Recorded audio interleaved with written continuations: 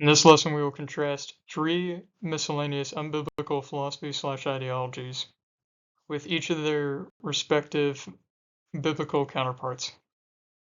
The three miscellaneous unbiblical philosophies/ideologies we'll be looking at are reductionism, globalism, and Fideism. Reductionism says that everything is merely the sum of its parts. So it's like someone saying that you're just the result of your ancestral and/or personal history, that all you are is just all all you are and where you are now. All of it is just because of the past events in your own life or your ancestors' life.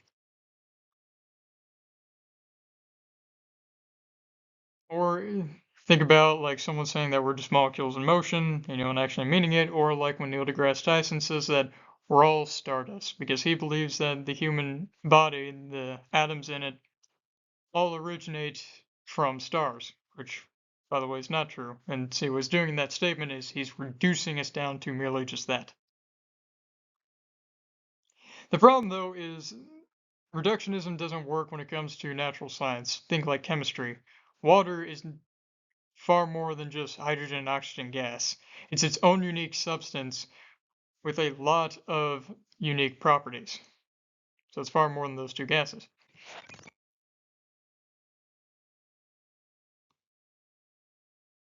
And this not only applies to natural science, but also to abstract concepts, which I'll get to later.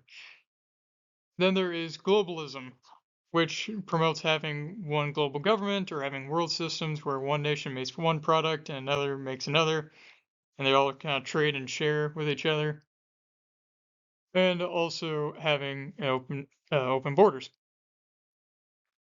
And I'm not bringing this up to try and create an emphasis on politics. Not because I don't think Christians should ever think about or address politics, not at all. It's just that these should not be a primary focus because they themselves have a primary focus on this side of eternity. That's all. The reason why. But I am trying to promote having a biblical worldview and wisdom. And you see, globalism is not wise, because then that means you have other nations' baggage. You got all their debt and their crime and their poverty and their corruption and their oppression. And it also means you have no independence because now you're reliant on that nation as well. And then finally, Fideism, which says that faith is blind belief void of reasoning. So it says that faith fills in the holes of rationalization. The problem, though, is that this is just a form of foolishness and mindlessness. All right, now let's contrast these with their respective counterparts. Holism says that everything is more than just the sum of its parts, which, as I said, this applies to abstracts as well. So Genesis 2:7 says, "Then the Lord God formed man of dust from the ground and breathed into his nostrils the breath of life. And then man became a living creature." See, we're more than just breath in a dust sack. We're living creatures. We are beings with our own unique intrinsic values. Then there is anti-globalism, which is a promotion of separate, self-reliant, sovereign nation-states with closed borders.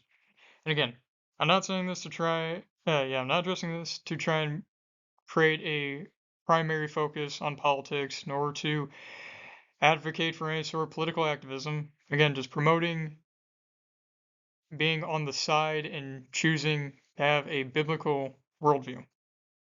Because you see, Revelation 13, second part 7 says, "And authority was given it," that is the Antichrist, "over every tribe and people and language and nation." You see, the Antichrist wants globalism. So maybe that's a good reason to be against it. And Romans 13, second part of 1 says, "For there is no authority except from God, and those that exist have been instituted by God." You see, as of now, God has instituted separate, sovereign, national leaders. That's the will of God as of now. So we shouldn't be promoting to try and undo all that. And then finally, there is rational Fideism, which says that faith is belief in something not directly observed, but based on reasoning. So instead of faith filling in the holes of rationality, it's faith fills in the holes of sensory observation. Like it says in Hebrews 11:1.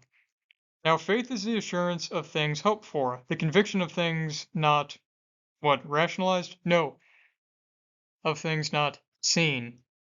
Say, like, you can't observe God with your senses. No one has seen God. But you can observe creation with your senses and then rationalize from there that God must exist.